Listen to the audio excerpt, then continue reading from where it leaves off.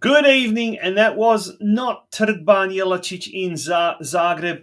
Rather, it was the main square in Leipzig, Germany, just hours before this morning's fateful Euro 2024 clash between Croatia and Italy. Good evening, folks. My name is Tonci. I'm one of your co-hosts for this evening's Oz Cro Soccer Show podcast, and a big, very warm welcome from the City of Churches, Steve Shkorniak. Steve, good evening. How are you after this morning's, what do you want to call it? So many words to describe it.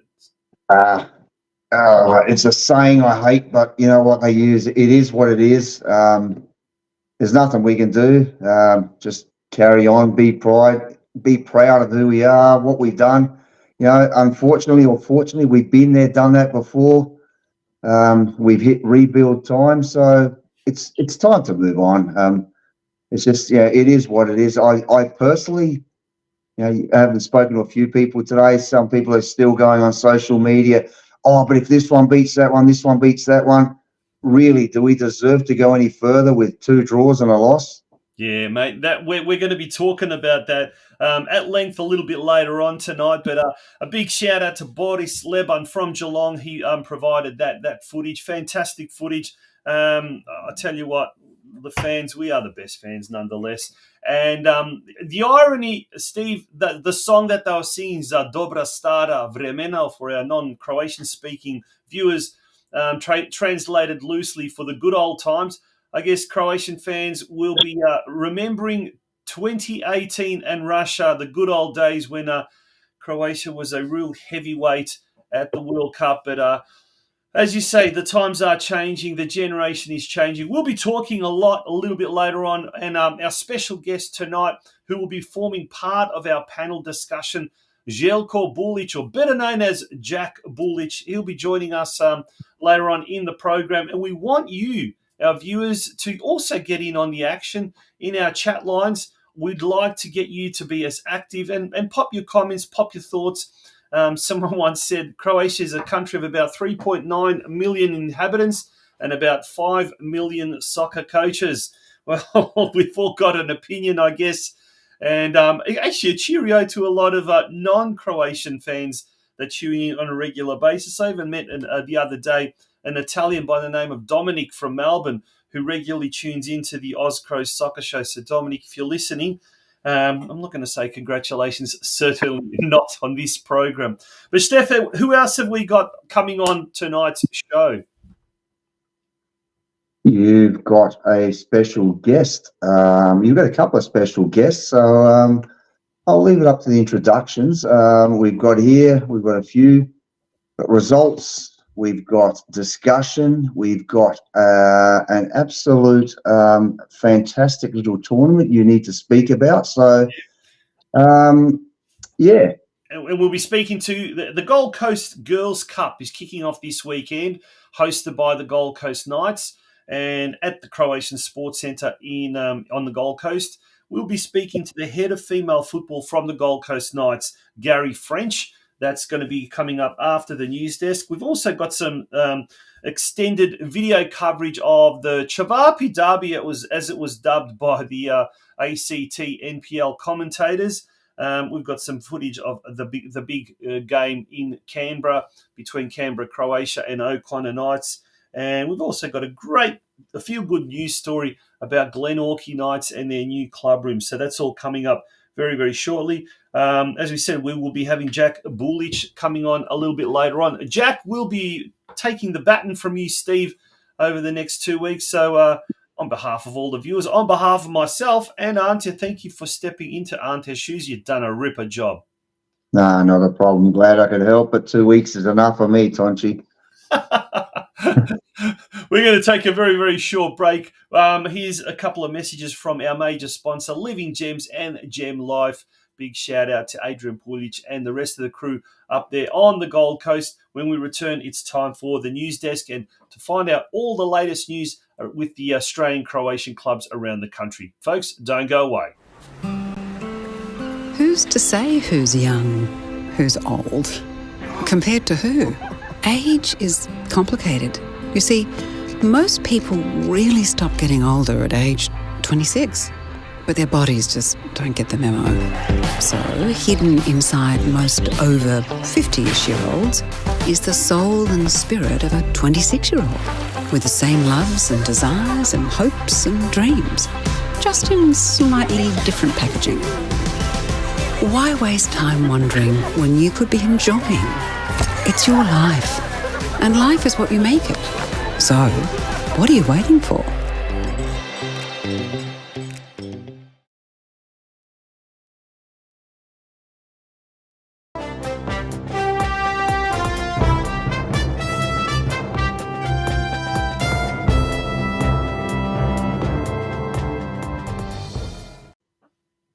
Welcome back to the Oz Cro Soccer Show. Steph, over to you, mate. The news. What's happening on the news front?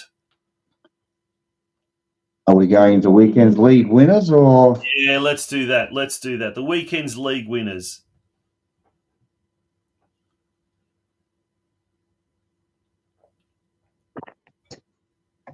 All right, we're back on. Yep. League winners. Okay, let's start with Gold Coast Croatia again. 3-2 winners over Brisbane Olympic. That's 14 out of 16 in the win column for them. Brisbane Croatia, another 2-2 win against North Pines, still in first place, as are their Queensland compatriots.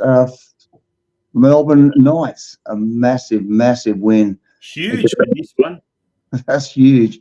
Beating them 6-0 did our other clubs a favour, but they didn't take up on that. So South Coast United 3-2 winners over Coniston, and Newcastle 1-0 winners against North United Wolves. And it's a matter of leaving the best for last. Tonci, I'll leave this one to you. The last result.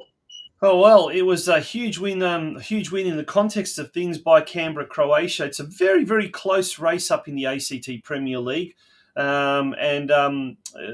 was a 4-2, lots of goals, fantastic game. We've got some extended highlights, and only goes for about 3 minutes. So sit back and enjoy a goal feast in the nation's capital.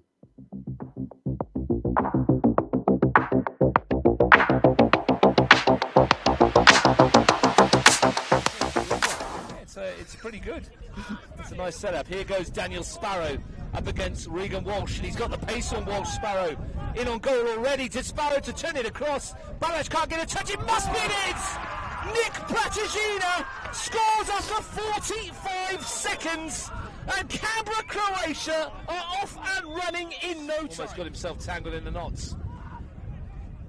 Bill's been beaten to it by Keegan Vucetic, who's then not played a good ball to Marco Gaia. Situation recovered by Tony Spaseski. Solid performer, this boy. Gaia. Pratagina, good return ball for Gaia. Balac has made a little sharp run. Daniel Balac, and Waraga will tap home. Double derby delights for Canberra Croatia. That's here Waraga. Johnny on the spots. Opened up for him. Finds Colbertaldo. Always neat and tidy, Daniel Colbertaldo, so you can guarantee his next pass will be to the touchline. Good ball forward for Waraga. Yeah, do that so well. Piccolo finds Cecilia, has it back again. Little dink for Balac. The back heel for Piccolo. They've worked it brilliantly, and Waraga's turned it in. Sensational goal for Canberra Croatia. They carved through the Knights, and they're 3-0 up. To send it across, and Brown makes a stop at the near post. Means that midweek game against the Tigers turns into something special, doesn't it? Really does now. Really does now. I mean, if Tigers have hit the scraps as well, then there's no guarantees that Connor Knights will get anything out of that. Strap yourself in for that one. That Absolutely. Should be a corker live on Bar TV, of course. We'll let you know when that's going to be played. I'm hearing potentially Kanker Cup week, which would be great. Paisley to send it into the area. Tokic was the target. It might come for Tokic, and it's bundled in. Not sure who got the final touch. Might have even been an own goal. I think it might have been. But O'Connor Knights have pulled themselves one back midway through the second. Doing his job and leaving Spaseski exposed a little. Perhaps still admiring their handiwork at the other end. Maybe. Can't afford to go to sleep here. Because if there's one side that's sniffing opportunity, could be the O'Connor Knights. Paisley to take this corner kick. Bodies to aim for again. Packed the box. Got a lot of height in there. Tonci has won it. And Tonci has scored. And O'Connor Knights are back in the derby. All of a sudden, this one has swung. Everyone bar Connorville and Severans in an attacking situation. Time ticking away. 90 seconds to go. Into a good area and give them a chance. O'Rourke to dink it in. Won by Spaseski. Heggie tries to step back on himself.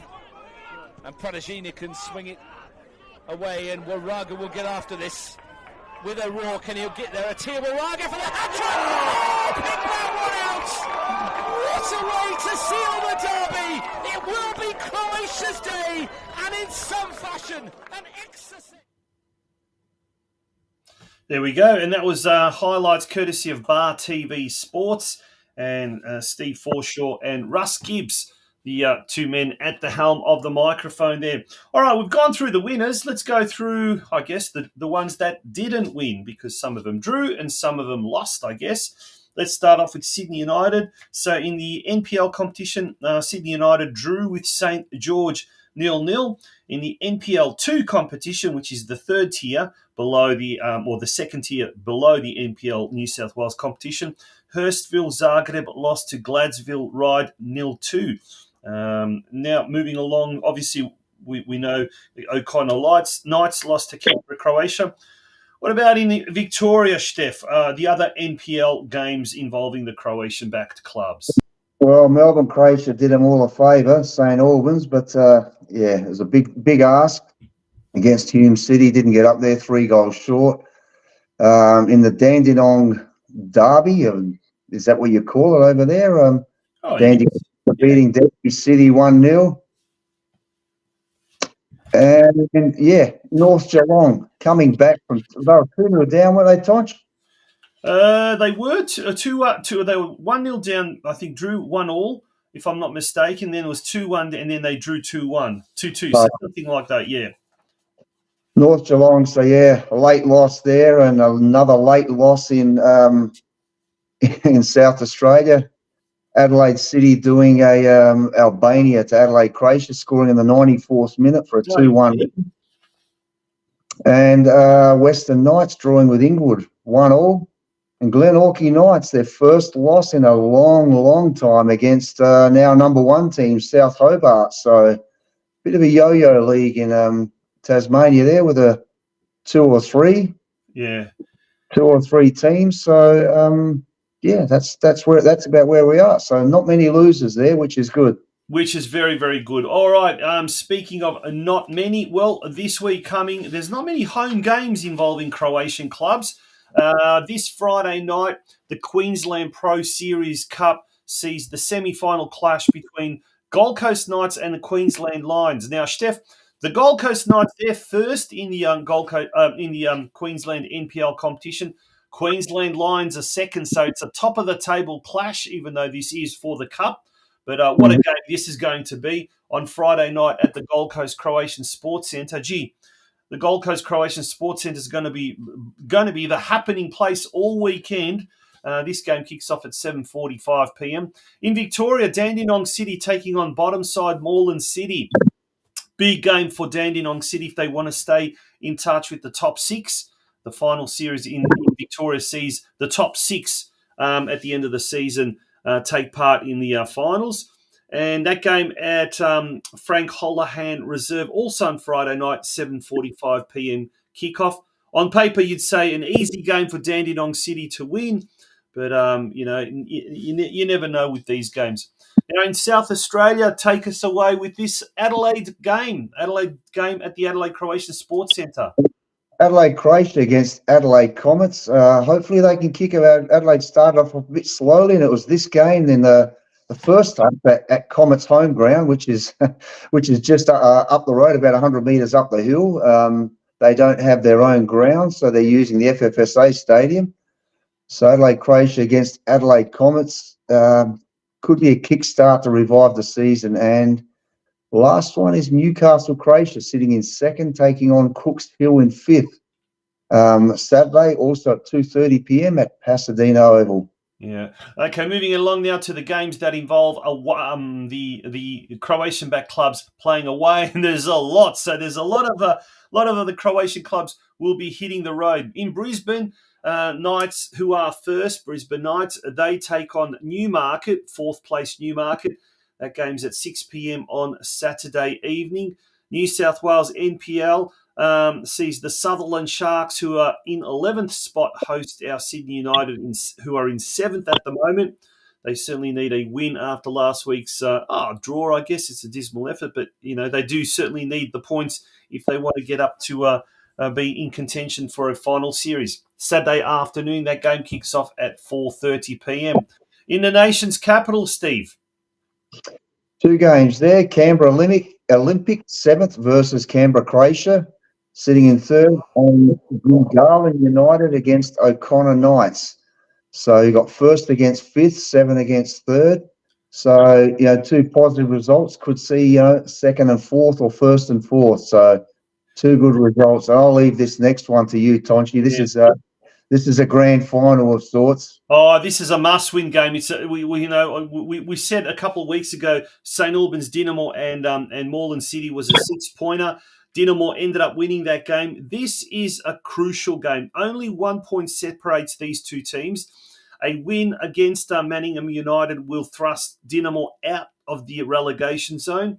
They'll jump into 12th spot, and this game at 3 p.m. on Saturday is essentially nothing but a win will do for Dynamo. A draw is not good enough.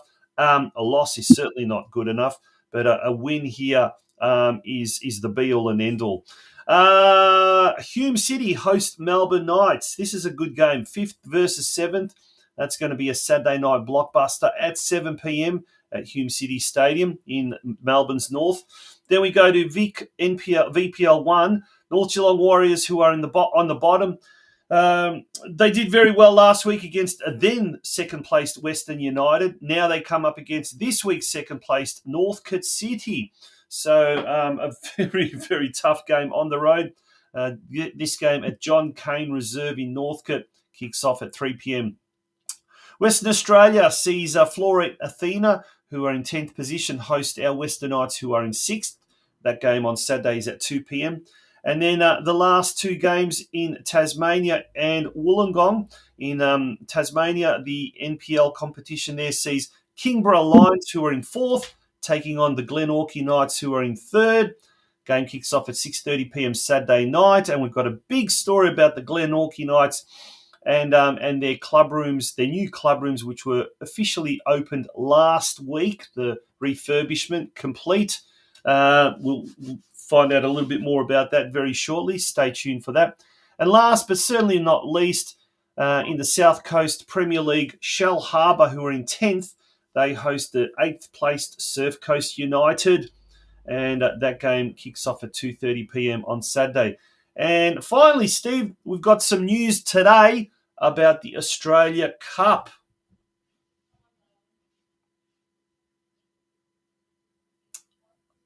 There we go. O'Connor Knights and Glenorchy Knights have found out their kickoff times and the dates as well. So the O'Connor Knights, they'll be hosting MacArthur on Tuesday, July the 30th. That's Tuesday, July the 30th at 7:30 p.m. The venue is yet to be confirmed. I'm betting it's going to be Deakin Stadium. What do you reckon? I think we may have lost Steve. Looks like we may have lost Steve. I'm on my old lonesome at the moment. And then Glenorchy Knights, they take on Northwest Sydney. Spirit, that game is going to be on Wednesday, August the 7th at Christie Park. That kicks off at 7:30 p.m. Steph, we got you back? Am I here? Yeah, yes, you are, yeah. We lost you for a while. I don't know what happened there. Sorry, mate, I got no idea. A bit of a glitch. Probably some Italian mafia blocking us out for bagging. But anyway, no, it's just 2 massive games for our Croatian clubs. O'Connor Knights, both.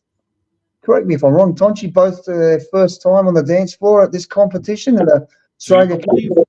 I do believe you're right. Definitely for the for Glenorchy Knights, and I'm pretty sure for the O'Connor Knights as well. I may stand corrected, but yeah, something quite history being made this year with those two Croatian-backed clubs. So if you're in Sydney or if you're in Canberra, do go out and support the two clubs who will be certainly making history. Now we're going to take a very, very short break. When we return, Steph, you've prepared a little news report about the Glenorchy Knights. Stay tuned for that, folks.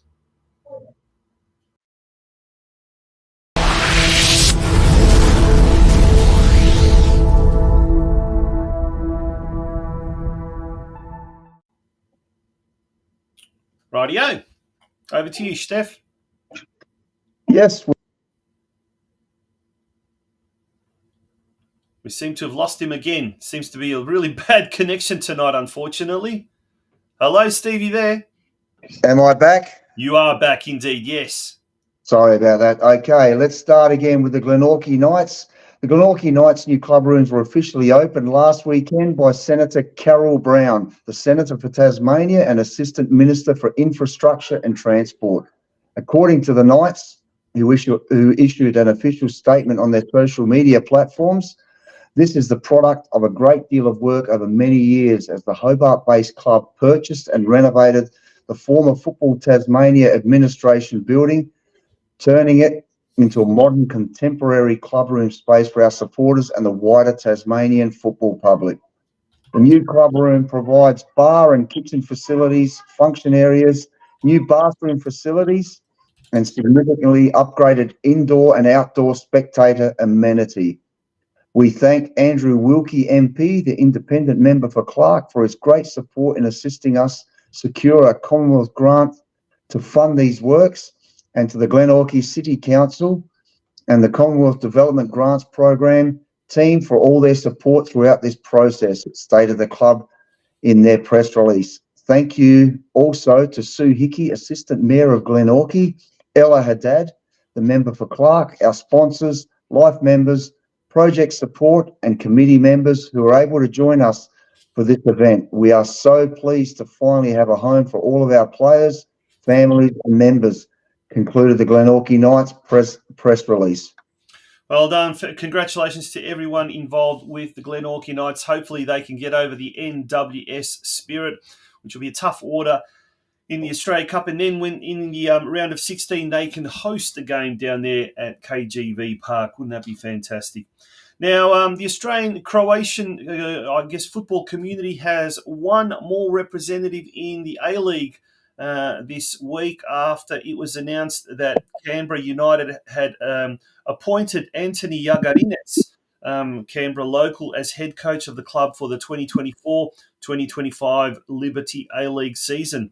Jagarinec had been assistant coach of the club for the last two seasons, having been part of Ray Dower's support staff in 2015-16 and 2016-17, and he's well known in Canberra women's footballing circles. He's also involved with the O'Connor Knights at the moment, so it's great to see Anthony now being promoted to the A-League. Now, immediately after he was announced, there was a short press conference in the nation's capital, and we've got some footage there courtesy of Canberra United Football Club.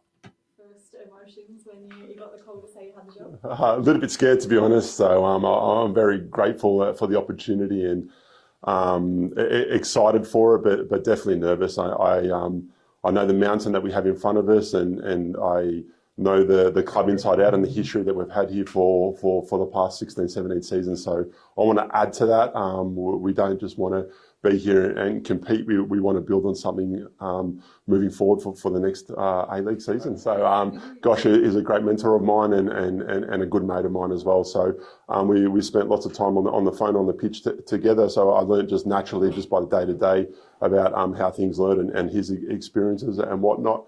But I'm going to add my level to that as well. So my football experience, my way of thinking, and he was the king of saying football's opinion based. So I'm going to really take that and put my opinion and my mindset on things. So Sam and Capital Football have done a really good job of communicating to the players through the whole process. Not necessarily with news of a head coach, but that we're going again. We want you involved for the people. Ultimately, like any football club, the coach is going to have to make the end decision. So they've put me in a position where there's lots of quality and lots of people that want to come back to the club. We just have to finalise that. Over the last weekend or so, I've reached out to a few players and put the support networks out, and we'll have some news pretty soon. We've got a really good meet. We can put on a team on the park tomorrow and be competitive. It's that simple. Obviously, with a few players that have left, they're big shoes to fill. They're Canberra girls, which makes it even bigger. But that's football. We have to respect the history. We have to respect the girls, and we have to respect their football decisions as well. Where we are in the environment in women's football at the moment, there's a lot of opportunity for players to come. So we're we're not gonna leave any stones unturned. Is it going to be tough? Absolutely. You can't lose the caliber of players that we have and just say, it's going to be fine. It's not. But that doesn't mean that we're not going to replace like for like. And that was Anthony Jagarinec at a press conference. Now, we've been speaking to Capital Football during the week, and it was short notice. It was only announced yesterday, by the way. It's such short notice, we're unable to get Anthony on the Oz Cro Soccer Show tonight, but we have been assured by Capital Football that he will be available for next week's show. So it is with great pleasure I can announce that Anthony Jagarinec will be joining us on next week's Oz Cro Soccer Show as a special guest. So really looking forward to that. Steve, we're going to take a very short break, and when we return, we'll be speaking to the head of female football at the Gold Coast Knights, Gary French, whom I caught up with a little bit earlier tonight. Secure your sporting future with Citizen HR, your ultimate safety net. Feeling the uncertainty of the world's sporting landscape? With political and economic instability, it's time for a backup plan. Consider becoming a citizen of Croatia with Citizen HR, your pathway to a second passport for sporting resilience. Take control of your sporting future and ensure your family's protection with a stable and secure country. Citizen HR offers expert guidance and support to make the sometimes confusing and overwhelming process of obtaining a second passport for sporting purposes a breeze. Mariana shares her experience. I'm so glad I applied for Croatian citizenship when I did. I'm concerned about my family's future in Australia. I can't wait for us all to move to Croatia. Citizen HR made it all a breeze. Don't wait. Secure your sporting future today. Download Citizen HR and leap into a world of sporting safety and security. So what are you waiting for? Head over to https://citizenhr.app today. Use the code AUSCRO for 50% off any biography translations you order. Joining us on air on the Oz Cro Soccer Show is the head of female football at the Gold Coast Knights, Gary French. Gary, good evening and welcome to the show. Good evening, and pleased to be here. Yeah, now it's been a bit of a sad day for the Croatian community in Australia and worldwide, I guess, with what's happening over at the Euros. But to lift our spirits up, let's talk about something very, very positive, and that's happening this weekend on the Gold Coast at the Croatian Sports Centre. And it is tell us all about the 2024, it's the inaugural Gold Coast Girls Cup. Yes. First of all, like you said, commiserations with the result this morning, because I did watch it. Yeah. So yes, we're all very excited. It's, as you said, the first year of the Gold Coast Knights Cup tournament that we're having here. And, the good news is, obviously, we haven't given it much time to put it all together. But in this time that we have 46 teams competing from 20 clubs, which, to be honest, is better than what we could have expected. So it's been a huge, big success so far. Yeah. So 46 teams, I mean, that probably translates to, 500 odd players or something that are going to converge on the Sports Centre on over the weekend? That's exactly what it is. Near enough 500 plus kids that are going to be here at the Gold Coast Knights over the weekend. So as you can imagine, we're very excited about it. Now, we've got teams ranging from under 9 all the way up to under 17. It's going to be held over the Saturday and Sunday weekend, obviously. Tell us a bit about how did it first of all come about? How did the concept of a girls' tournament or cup on the Gold Coast come about? I think, I think a lot had to do with the Women's World Cup and the huge big success in women's football. And we're talking about all over the country. And Adrian Pulic, the president of the club, he really wanted to get into the women's game in a huge big way, and he hired me as the director for the women's program. And straight away, the moment we started advertising for female players, we had 3 teams to start with in our first year, which was last year. Mm-hmm. Had a 15s, a 17s, and then an open women's team. And then we did the trials for this season, and we had 13s, 15s, 17s, 23s, and opens. And only a month ago, it was Female Football Week. We put together a little session and invited all the girls in the area to come along. And that again was another huge, big success for us. And it's really just growing. It's getting bigger and bigger all the time. So I'm quite excited about the possibilities of even next season, because even now we're getting people asking us about the program and their daughters wanting to join the club for next year. Yeah. So it's obviously the Gold Coast Cup is just one element of it, but then there's obviously the club side of it as well. And as you mentioned, that seems to be growing. Now, I speak to clubs week in, week out from all parts of Australia. And I think one of the things that's very common is the growth in junior football, and especially girls, female football. How is the club coping with that growth? The number of coaches, the facilities, the extra change rooms, I guess, that is required, and all of that kind of stuff. How's the club at the moment coping with this massive growth? No, that's a good question, because you're absolutely right. We are sort of having to find other fields to train on, because, like I say, it's getting so big now. Mm. But we are coping. We've got some great facilities not far from us. And we're able to use those facilities. But I totally agree with you. It's going to be even more next year. But the thing is, the club are fully committed to the female program growing, so they will be prepared for it. It gives us a little bit more time. But even now, we're looking at facilities. We talk to schools that have been very positive about us using their facilities. So I don't think it's going to be a problem for us. Fantastic. What's the situation with the politicians up there? They always like to sort of take their photo when there's when there's things to be unveiled. But the reality is, what's it like? Are they supportive at a local, state, and federal level on the Gold Coast? Yeah, they are. I've got to be looking at everything now. Everyone's been really positive. Everybody's been wanting to see it grow, and football female as a whole, but especially at our club as well. With all we've had is a lot of positive feedback and help. Yeah, and another element that really is very important is the corporate support as well.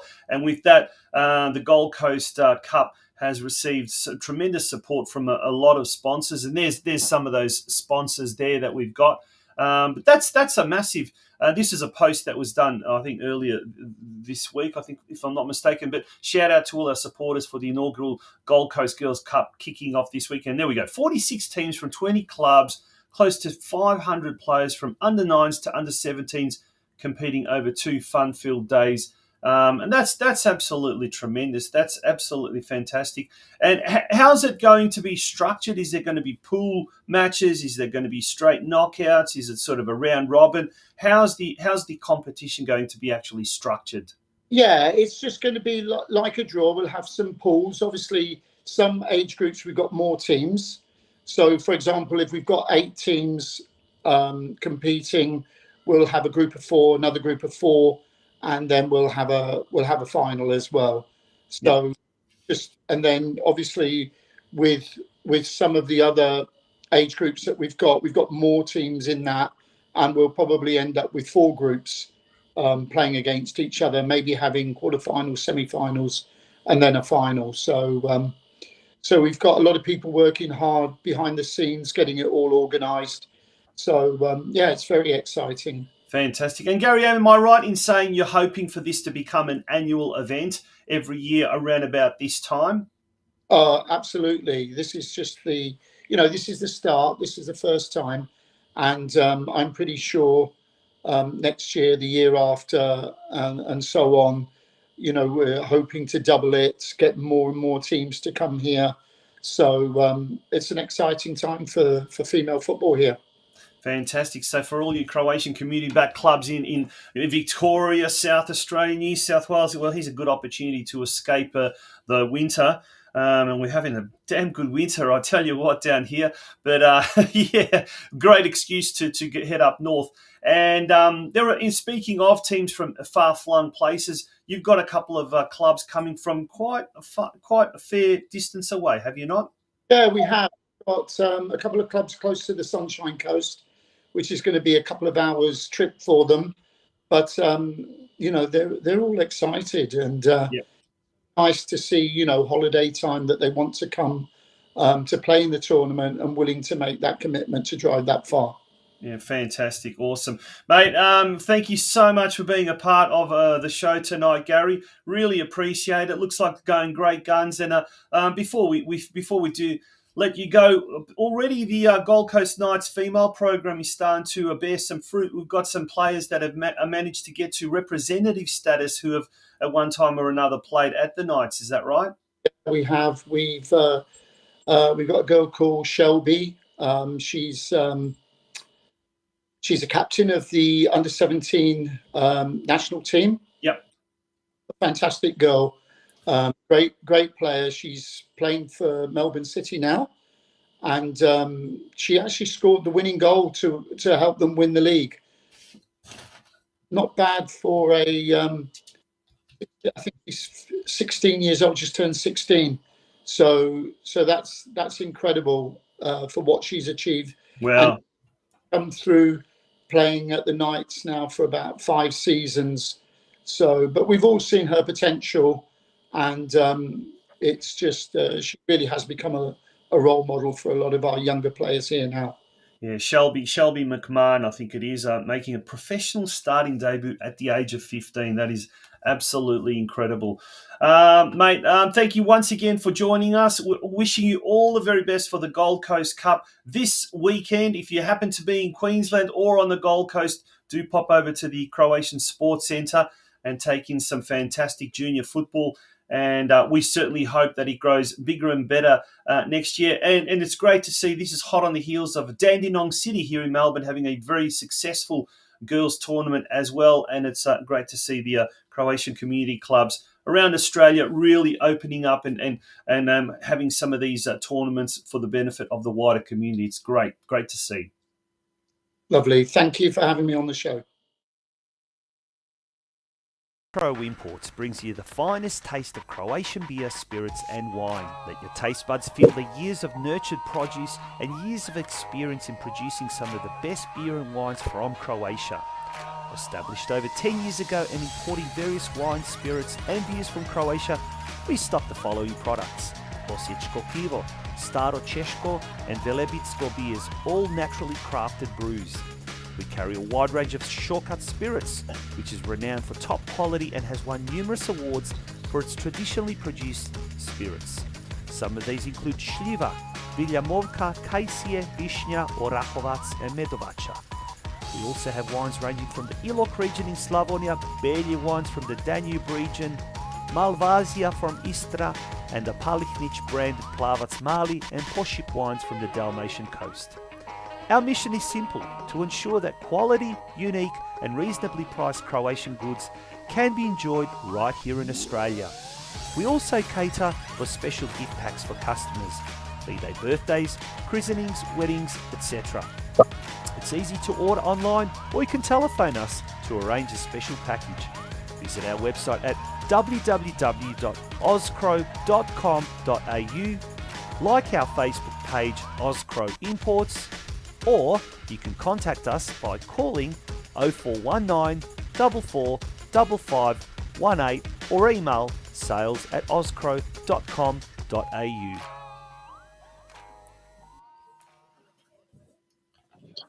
Yes, and a big thank you to Oz Cro Imports. They during the week they personally delivered to the winner of our competition, Tony Chavar, a nice bottle of shortcuts. And Tony says, personally delivered thank you to Jura Fricek and Oz Cro Imports. Fine drop as well. Great for the Grlo. And a big shout out to Ante Grabovac, our man who is in Croatia on holidays and he's somewhere in Lika. Yes, in Gorspic, and he's tuning in as we speak. So big cheerio to you, Ante. Hope you're enjoying the nice, well-deserved holiday in Croatia. Folks, if anyone else is coming from us from far-flung, exotic locations, do pop it in the chat. We'd love to hear from you. But Steve, speaking of exotic locations for you and me, we're going to go over to the Harbour City now, and we're going to cross over to Jack Bulich, who will be passing on the baton. There he is. Jack, welcome to the Oz Cro Soccer Show. He'll be joining us. Look at that. He's got the harbour in the background. How are you? G'day, Tonci. Sorry, mate. I can't hear you at the moment, but I can see you clearly. Oh, well, we can hear you. So hopefully we're going to rectify the... there you go. We're just technical issues. What can you do? There he is. He's back. Now we can see you, Jack. Can you hear us? Still got a volume situation here, mate. Oh, no. Can we fix it up? Can we sort it out a little bit? We'll let you in the background. And, Steph, we're going to go on and we're going to talk about, yes. Sorry, Tonci, I can't hear you, Steve. Sorry, guys. Hello? We're just going to have to try and sort this out if we can. Unfortunately, Jack, he's got a problem with his microphone. He can probably hear us. We can hear him, but he just can't hear us, unfortunately. Carmen Bekovac, also last week's guest, she says, hello from Trogir. So she's gone from Germany to Croatia. Good on you, Carmen. And Joe Bekovac, who joined us on last week's show. So thank you for tuning in as well. We're gonna talk about this morning, Steve. All right, what's your take, first of all, on the game that was played this morning? Oh, don't tell me now we've got issues with Steve as well. It was an uncomfortable pause of it's just one of disappointment. Yeah, we're a lot better than that. We haven't disgraced ourselves, but again, is it the curse of the Euros? Do we have a Euro curse? Why can we play at any other tournament other than the Euros? And it's just. You'll get some people, people say, oh, you're uneducated, you want this, you want that, you want this. The old Croatian adage of just stack the coach when things go wrong. Is it time to get rid of the coach? Is it time to get, it's about a personal opinion. Personally, I think no. Tactically, he's been found out at some times, but maybe that's because of a lack of stock or maybe playing the wrong people in the wrong place. But it shouldn't really matter at international level. You're international quality players, allegedly, and our defending has just been terrible. It's been absolutely terrible. It's an old cliche comment now. We have people are cherishing now Mandzukic because we just have never replaced him. We've got with all due respect to all of our strikers, none of them can wash his boots. But we're just found lacking at both ends. We've got quality in the middle, which unfortunately is aging, but our defence is being woeful to the point of embarrassing. And it doesn't really matter how experienced you are. You look at Albania. This is where this just makes you ask the question of what's going on there. I can see you guys, but I'm afraid I still can't hear you. We're trying to get Jack on the. Pleasant night here in Sydney, 16 degrees on the harbour. If you're my thoughts on Zlatko Dalic, is that he's done an outstanding job for Croatia since he's become coach in 2017, and he's absolutely, made Croatia proud, all the diaspora around the world as well, and what he did in 2018 in Russia to get the team into the final, and also Qatar in 22. I just believe that he's earned the right now to, talk on his future, whether he wants to stay on or he wants to leave. I think he should have the right of refusal on that, because he's really earned that. And amazingly, he's brought the nation together somewhat during his tenure as coach, and his contract expires in 2026. So I would leave it with him. And I know it's a very touchy subject with the golden generation, but I think it's time for some of them to move on. And I think it's time for Luka Modric to step aside from the national team and bring in some youth and working towards 2026 World Cup. All right, well, Steph, what do you think, mate? First of all, let's talk about Dalic. Let's talk about the coach. Just minutes ago, he's actually had a press conference in Germany. We'll talk about that a little bit later. But what's your thoughts on Dalic, and should he stay or should he go? Oh, I think he should stay. Like Jack, I've got a message. Hang on a sec. We're just having technical issues with Jack. Unfortunately, we just can't seem to hear him. That's a bit of a problem there. We can't seem to hear him, or he can't hear us. We can actually hear him, but it's sort of a one-way conversation, unfortunately. Steve, your thoughts on Dalic? Exactly what Jack just said. He's done enough to honour his contract. His contract is to the end of the World Cup in 2026, and the last thing, or the silliest thing we could do is this knee-jerk reaction of we failed in the tournament, sack the coach. Is the coach the problem? No. Let's face it. Reality is we've got an ageing squad. We haven't got an ageing squad. We've got the three midfielders. Let's just face it. You got the Vido hasn't played, so people bring him into the equation unnecessarily. He hasn't played. You got Modric is. If he wants to retire, let him retire. If he wants to play on, it's up to him. He's done enough to make that call. Same as Dalic. But leave him there. Leave him there. The squad needs to be rebuilt. This is not, the Euros are not a knee-jerk reaction. Someone today made I think I spoke to you, Tonci, today. Someone made a comment today. Why are people getting carried away? You look at our whole qualifiers. We've scratched, kicked, borrowed, just done whatever just to make the Euros. So this performance is not exactly a surprise. We should be doing better, yes, but it's not exactly a surprise. It's a cry. To me, it's a cry. Please rebuild me. That's what the squad's saying.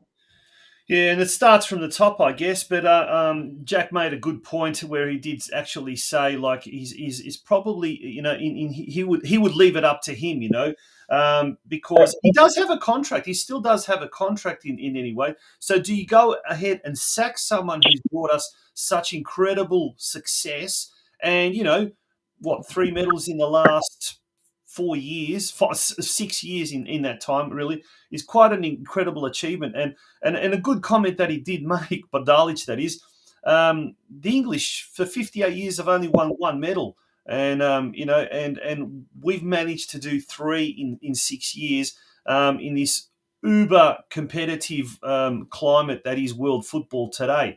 So we'll try and bring Jack on and see if we can get him on. Jack, can you hear us now? Sorry, guys, still no sound. But, Steve, thanks for all your efforts over the past couple of weeks, mate. It's not an easy job, so thank you in South Australia. Tonci, thanks for having me on, mate. Hopefully when I hear you next week, we can have a proper conversation. And thanks, everybody, for viewing here tonight. Good on you, Jack. We'll have to let him go. Unfortunately, it's just making it a bit of a issue there. But we'll carry on, Steve. Me and you will look at dissect this. Folks, we'd love to have your feedback in the comments section as well, in the chat lines. We'll read out the best comments as well. Seems to me that Karl Živković and Ante Grabovac are having their own little private conversation talking about Bears and the other side of Pleševica, the Skočaj brothers and this and that. God knows, they're having their own private conversation.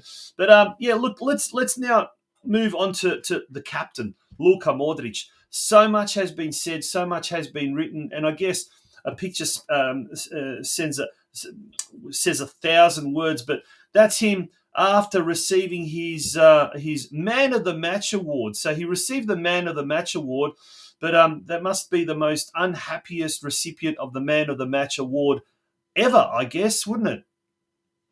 Oh, it is too, and it's what an honorary way that would be to finish, should he choose to. Last game of international football for his country, he wins Man of the Match. It's always the old cliche of you want to go out on a high. Man, he's going to go out on the highest of highs. Man of the Match in his last international game. But then again, I put him in the same boat as Dalic. Your call, Luka. You tell us what you want to do. No persuasion. I go back again. We got this old. It's not a Croatian mentality. It's an old school mentality. A team loses, sack the coach. More often than not, the coach isn't the problem. Mm. Look at that! Look at that statistic there. Luka Modric becomes the oldest ever goal scorer in Euro history at the age of 38 years and 289 days. And then that scene on the right there where the Italian captain Gianluigi Donnarumma, after the game, came up and, tears in his own eyes, because is this a thing? Like there was an Italian journalist at the press conference afterwards. In Italian, he said to Modric, please don't retire ever, because you have provided me some of the greatest moments commentating. You're just absolutely incredible. Now we've got a velikan is the Croatian word to use. I can't remember what's the English word. Velikan, a giant. He's a giant, and the football world is in awe of this man. He's like the eighth wonder of the world in many ways, and look, there's a lot of Croatians who absolutely adore, revere Modric for what he's done, and I guess what he continues to do. We were inches away from advancing through to the next stage and defeating Italy. And look, we still may get through, but let's put that aside. But outside of Croatia, the footballing public, the footballing community, those in the know, absolutely adore this bloke. And we kind of there's some of us that do and some of us that don't. Are we really aware of what we've got in our midst? I don't think we have. I think we're gonna appreciate it more in about 20 years' time, when, if he does retire by then, we'll just see what we've got. He's just like, he's just an amazing. He is a once in a lifetime being. There's never ever been a Luka Modric, and there never ever will be one again. It's just, he's that amazing that he's impossible to hate. He's impossible to dislike. Everyone loves him. Just look at the Italians. Look at well, I won't go into some countries, but he's just loved, and it's because of everything he does. Yeah. He's genuine and honest. That's all he is. Yeah. Well, anyway, let's have a quick look at the state of affairs at the moment. Croatia in third position with 2 points, 2 draws. And we lost 6 points, or we lost 4 points, that is the best way to describe it, conceding goals in injury time both to Albania and to Italy. Now, for Croatia to advance through to the knockout phase, 4 things must happen. Now, if we win this, we might as well go out and get a Tad's Lotto ticket, I think, because the chances of winning, $15 million Oz Lotto tonight are a lot easier than this. Denmark must win against Serbia. Okay, that could happen, should happen. England must win against Slovenia by at least 3 goals. This is where I think we could have a problem. I think England's. It's not looking at the opposition. I think the way England play, I think they lead 1-0. They'll probably park the bus and shut up shop. That's what my son said, and he knows international football a lot better than I do. Portugal must win against Georgia. Okay, that's possible. And then Turkey must win against the Czech Republic. Steve, what do you reckon? Can we get 4 out of 4? Oh, we got 1 already. Denmark. Are Denmark actually playing? Aren't their opponents pulling out, or? I don't know. Is that too controversial a question? But honest truth, without being dramatic, I don't care, because for us to get through, with 2 points out of 9 doesn't really say much to me. Yeah. Of course we want to get through, and you imagine being Euro champions, drawing 2 and losing one of your group games. Could you imagine? We've only lost 1 game. Yeah. But you want to. I'm not going to say I don't want them to get through. Do we deserve to get through? Probably not. Mm. You know what? The rules were written before the tournament. 4 of the 6 third-place teams get through. So we've drawn 2, and if we go through, then so be it. You're going to have your naysayers going out there. I've rested all my laurels. I'm not hoping. That's not on everything, but you're going to have the naysayers. Oh, Croatia. The rules were written before the tournament. The 4 best third-place teams go through, and sometimes the third-place team's going to go through with points. So do I want us to get through? Of course I do. Do we deserve to get through? Debatable question. Yeah. Now we've got in the chat section, Peter Finker says an interesting point. Disappointing but proud of the boys. The game against Albania was showed where we are at. Question was, anyone else surprised that Kovacic was subbed off over Brozovic? Yep, me, definitely. And on Modric, he will go down as the greatest box-to-box midfielder ever. Thank you, Peter. I really appreciate it. I completely agree there. I was really, really baffled. I thought Brozovic didn't do much. In fact, he didn't do anything as far as I was concerned. I thought if anyone's going to make a difference, there would have been Kovacic over Brozovic. But look, in hindsight, we're all experts, and God knows what was the case there. But look, you're right. Look, and even look, Dalic, as I said, about half an hour ago, there was a press conference, and look, he admits he takes all the blame. He accepts all the blame. He said, he goes, but look. We had it coming. Yes, you could blame the referee, and God, he actually spells it out. Where the hell did those 8 minutes of time added on come on? He calculated maximum of 4, maybe 5 minutes. But even he says, look, at the end of the day, we can blame the referee, but we let ourselves down because we, at the last kick of the day, we conceded a goal. So, an interesting point he does say though. When one of the reporters asked him, there were a few players like Piazza, Marko Pasalic, etc., didn't play. What's his comment on that? He goes, look, there are 24 players in the squad.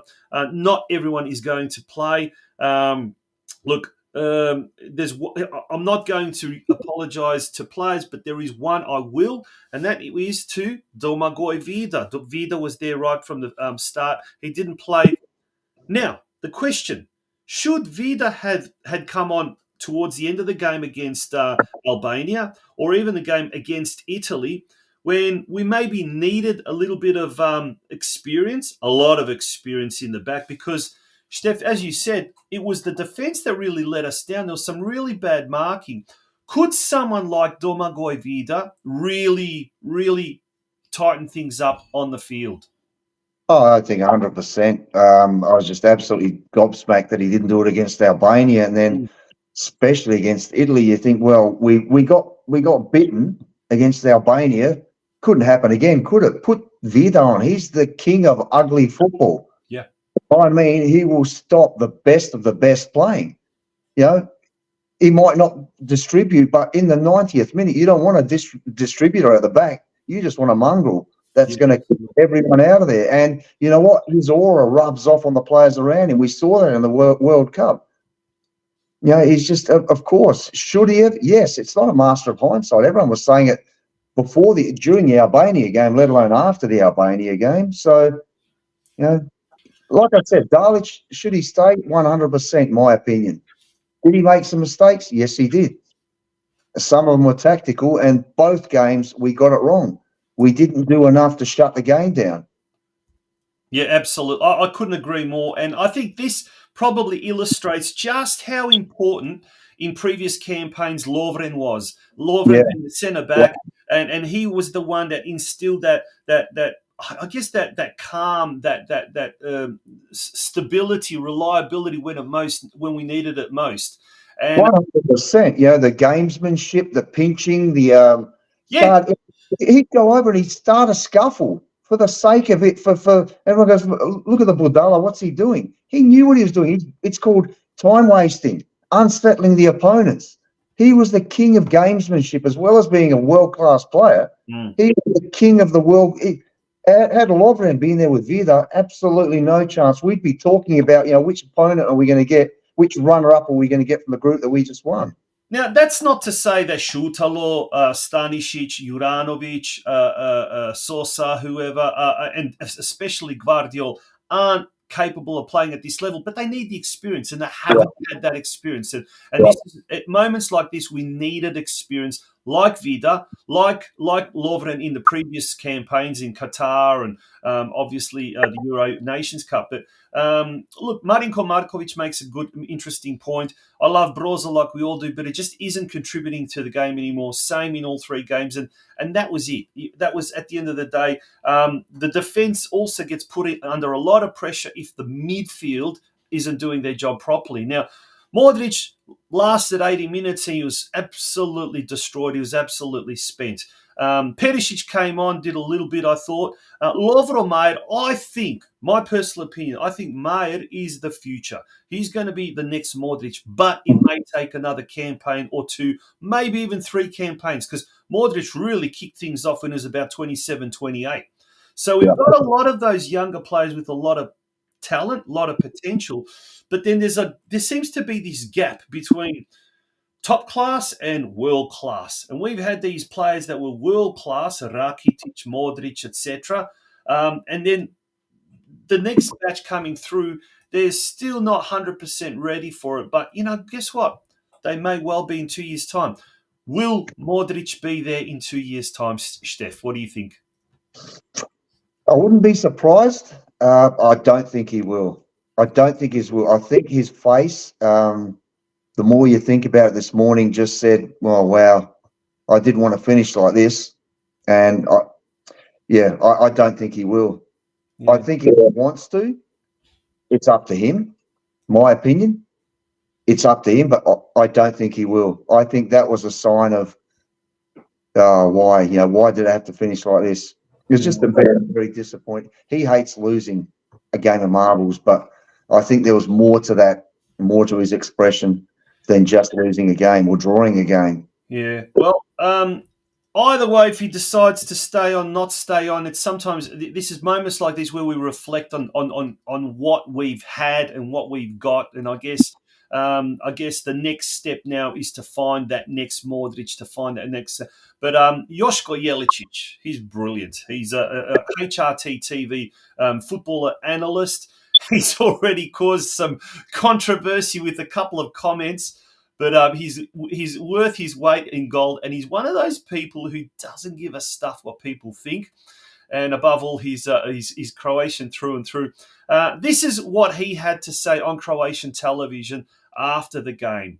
Modric ima 39 godina. 178 nastupa za hrvatsku reprezentaciju. Osvojeni trofeja više nego iko u povijesti. Ima novaca više nego hrvatski BDP. I on plače. To je emocija, to je hrvatski identitet. Dakle, to je ono što svi, ne samo nogometaši, nego svi mladi to trebaju vidjeti. I to je putokaz i slika kako svi trebamo živjeti za taj hrvatski identitet. Svi oni koji vole sport, koji vole Hrvatsku, ovaj čovjek je personifikacija onoga što svi mladi trebaju težiti. Great words, and I think what it hits me about that is the Croatian football team is a brand.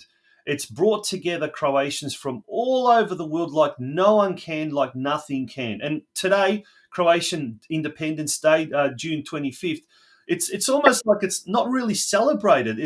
We've got about 3 Independence Days anyway. But like, who would know that June 25th is the day the Croatian Parliament decided we're going to be independent? But you know what? More important than that, it would seem, is the Croatian national football team. It's become such a big brand, and Modric was just a god amongst us, And look, his legacy, I think, will remain. Whether he decides to stay on, whether he decides to give it up, I think his legacy will remain just in many ways like Maradona's and Pele's legacy for football fans the worldwide. But for what we've got, I think there will still be a generation of kids inspired by Luka Modric. That's my take on it, Steve. 100%. The guy's left a footprint on Croatian football, and we're not going to be here. It's going to still be living, and it's going to be strong and talked about with our grandkids. He's a once in, not a generation, once in a lifetime. He's just so rare. And, the good thing about having him around is, with all due respect to some of the other players, like you said before, Lovren was great. Some of the younger defenders, great squad player. He knew he was past that. He just wanted to be there for them, not for him. It wasn't his own ego. Vida's the same. Modric could be the same. Would you get the same educational experience out of Broza and Kovacic? Probably not, because they don't know how to. Not that they're not good at it. They just don't know how to. Some people were born to educate. Some weren't. Modric was. Yeah. Well, there it is, folks. We're going to wind it up with what has to happen over the next, 48 hours, I suppose. Denmark must defeat Serbia. England must defeat Slovenia by at least 3 goals. Portugal must win against Georgia. And Turkey must win against Czech Republic. Who knows? We got into Russia by the skin of our teeth through the qualifiers. Dalic was responsible for that. And the rest we know is history. Who knows? We could be here next week talking about Croatia still being alive at the Euros. We never know. Steph, thank you very much for being a part of the last 2 weeks, and your input has been fantastic. We'll definitely get you on before the end of the season, before the end of the year. But mate, you take it easy and enjoy having next Tuesday off. Not a problem. Thank you very much, Tonci. Really appreciate it. Good on you. Folks, that's it from all of us here at the Oz Cro Soccer Show. Thank you for tuning in. And who knows, like I said, while there's hope, there's a small flicker. They're saying something like 2% chance. While there's a 2% chance, our Vatreni are still alive. Good night, and thank you for being a part of the Oz Cro Soccer Show. Bye-bye.